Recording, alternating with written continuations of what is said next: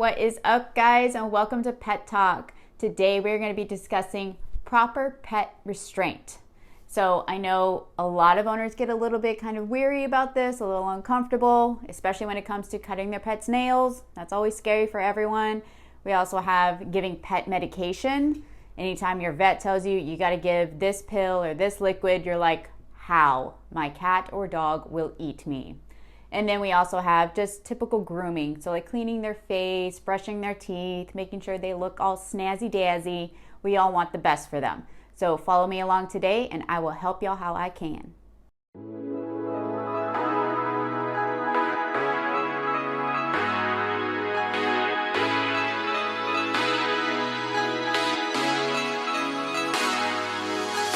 What is up? So this is the wonderful little G. This is patient 1 of the day.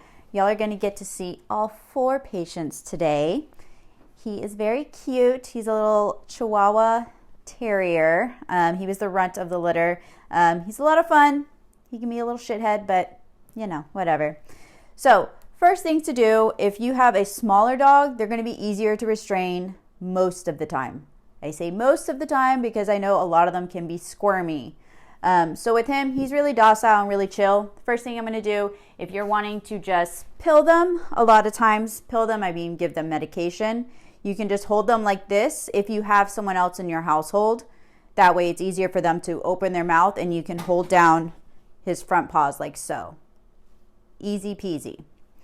Now, the second way that you can restrain a smaller dog or medium-sized dogs is if they're standing up, and you can do this either on the floor or on a raised table like this. You're going to want to put one arm under their neck. You're not choking them out. Do not do that. And then one arm right under their belly. And you're not squeezing them hard, but you're just holding them enough against your chest to where they're nice and secure.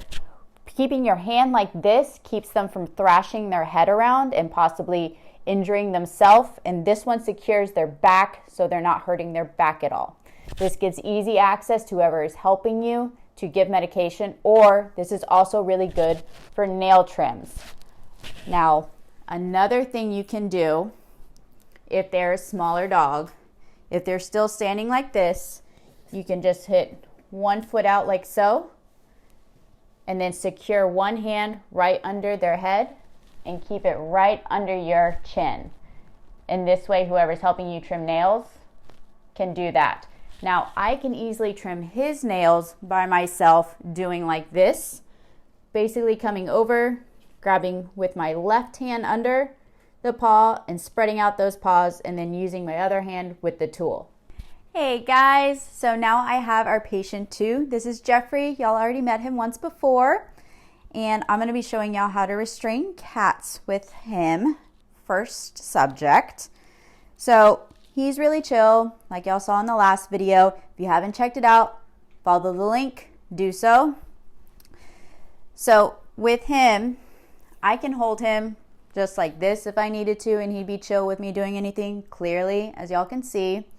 Now, the most used restraint in the veterinary industry for cats is just scruffing them at the neck. So you're just grabbing a good amount of their skin right behind the nape of their neck. It doesn't hurt them. Obviously, if you're not yanking on it, just a nice good hold, nice good grip. This basically keeps them pretty chill, as you can see. If I let him go, he starts moving around again. This you can use for nail trims. Easy to pull out their feet, mess with them. And you can also use this if you want to medicate them or clean their face if they're kind of being a little restrictive with that. He lets me get pretty into his face, all up around his nose and around his eyes. But if I scruff with one hand and then I'm able to come up over, open their mouth and pop the pill in, or liquid, whatever your vet gave you.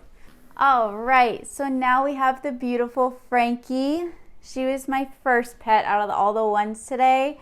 I absolutely love her. She is a purebred Persian, and if you are really good friends with me, you know this is absolutely my favorite breed of cat. I did not purchase her from a breeder. She was surrendered from an owner who knew that I loved her, and they gave her to me. Thank God. She is beautiful, but she is so sassy. So I'm going to be showing y'all how to do the kitty burrito with her today.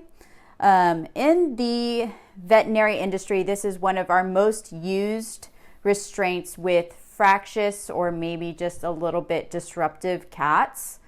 It seems to be the easiest way for us to kind of get work done with them, medicate, nail trims, anything like that. Even just normal exam appointments. So what you're going to need is either a towel that you don't use regularly or even a blanket. Today I'm going to be using a blanket. Super easy. So all you're going to do is take it, drape it over them like so. And now you have a kitty burrito. Not only do they look precious, but they're fully secure. They're not going to be swiping at you or anything like that. While she's in this burrito, you can see that her face is fully exposed. So if you're trying to give medications or clean their face, if you have someone that is there helping you, hopefully you do. If not, that's totally fine. This gives them full access. Now, if you're trying to do nail trims, I keep one hand fully protected behind the blanket and pull it under their face so that I can fully bring out their paw. She's very angry right now because I gave her a nail trim earlier. So I'm going to go ahead and let her go. She did great. Thank you, Miss Frankie. She's so angry now.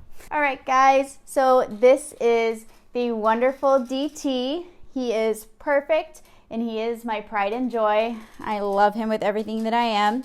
I'm going to be using him to just demonstrate how we work with bigger dogs. He is a Mastiff Lab, so obviously extra large. He's a very, very well-behaved boy. I have never owned a dog that is this well-behaved and this sweet. So he lets me do about anything and everything to him. I've done dental cleanings on him while he's fully awake. He let me do that. So what we're gonna do is if you stand above them, if that's easier for you, that's fine. And then you lift their head up. This is if you wanna give medications.